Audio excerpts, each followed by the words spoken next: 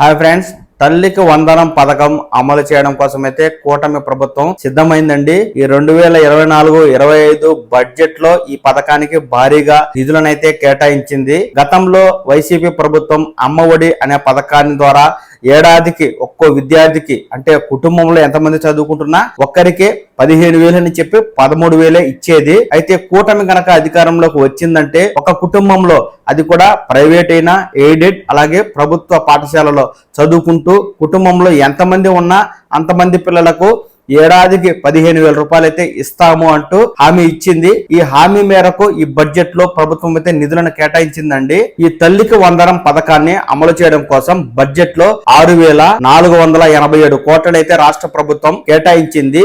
ఈ తల్లికి వందనం పథకాన్ని జనవరి నెలలో అమలు చేయాలని రాష్ట్ర ప్రభుత్వం భావిస్తుండగా మార్చి నెలలో అమలు చేస్తారనే వార్తలు కూడా వస్తూ ఉన్నాయి. 1 నుంచి 12వ తరగతి వరకు చదువుకునే పిల్లలకు కుటుంబంలో ఎంతమంది అంటే ఒకరు, ఇద్దరు, ముగ్గురున్నా కూడా పథకం ద్వారా అయితే 15,000 ఇస్తారు.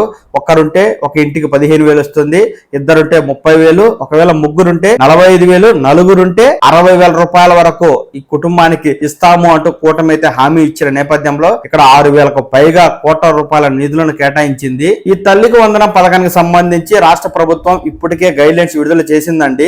చదువుకునే విద్యార్థికి అలాగే విద్యార్థి తల్లి కావచ్చు లేదా ఎవరైనా గార్డియన్ ఉన్నట్లయితే వారిద్దరికి ఆధార్ కార్డు ఉండాలని, అలాగే ఆ కుటుంబానికి రేషన్ కార్డు ఉండాలని, అలాగే ఎవరైతే చదువుకునే విద్యార్థికి 75% అటెండెన్స్ ఉన్నట్లయితే ఆ వ్యక్తికి లేదా ఆ మహిళకు అంటే చదువుకునే పిల్లలకి ఖచ్చితంగా 15,000 రూపాయలు అయితే ఇస్తాము అంటూ ఇప్పటికే గైడ్లైన్స్ విడుదల చేసింది.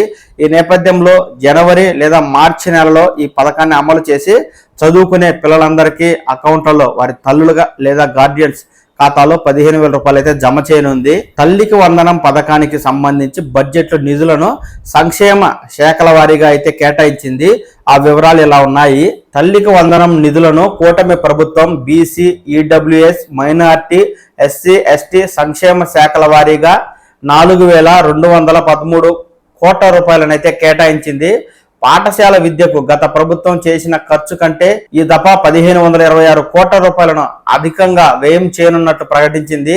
ఉన్నత విద్యకు సంబంధించి 2023-24 ఆర్థిక సంవత్సరం సవరించిన అంచనాల కంటే 93 కోట్ల రూపాయలను అధికంగా నిధులను ఇవ్వనుంది. యువతకు నైపుణ్య శిక్షణ, సాంకేతిక విద్య సంబంధించి బడ్జెట్ లో 1,166 కోట్ల రూపాయలను కేటాయించింది. చూశారు కదా, ఇక్కడ ఆన్లైన్ లోను సోషల్ మీడియాలో పెద్ద ఎత్తున ఈ తల్లికి వందనం పథకానికి సంబంధించి ట్రోలింగ్ జరుగుతుంది. మంత్రి నిమ్మల రామానాయుడు గారు ఎన్నికల ప్రచారం సందర్భంగా నీకు 15,000, నీకు 15,000, నీకు 15,000 అంటూ ఆయన చేసినటువంటి ప్రచారాన్ని ఇక్కడ అధికారంలోకి వచ్చిన తర్వాత వైసీపీ సోషల్ మీడియా అయితే పెద్ద ఎత్తున ట్రోల్ చేసింది. ఇక్కడ వైఎస్ జగన్మోహన్ గారు కూడా నీకు 15,000, నీకు 15,000, నీకు 15,000 అంటూ పెద్ద ఎత్తున మీడియా ద్వారా ప్రచారం అయితే చేసుకున్నారు, ప్రభుత్వాన్ని దుయ్యబట్టారు. కూటమి ప్రభుత్వం ఇక్కడ ప్రతిపక్ష నాయకులను శాంతింపజేస్తూ వారి కోరికను నెరవేరుస్తూ ఈ బడ్జెట్ లో తల్లికి వందనం పథకానికి 6,400 కోట్లకు పైగా నిధులను అయితే కేటాయించింది. జనవరి లేదా మార్చి నెలలో ఈ నిధులను తల్లుల ఖాతాలో జమ చేసి తల్లులకైతే అందివ్వనుంది. ఈ తల్లికి వందనం పథకానికి సంబంధించి రాష్ట్ర ప్రభుత్వం ఏదైనా తాజా నిర్ణయం తీసుకున్నట్లయితే వెనువెంటనే ఆ సమాచారాన్ని నేను మీకు మన పవన్ టాక్స్ తెలుగు ఛానల్ ద్వారా తెలియజేస్తాను. ఈ సమాచారాన్ని మీరు మొబైల్ ఫోన్ ద్వారా చూసి తెలుసుకోవడం కోసం వెంటనే ఈ ఛానల్ని లైక్ చేసి సబ్స్క్రైబ్ చేసుకోండి. నమస్కారం.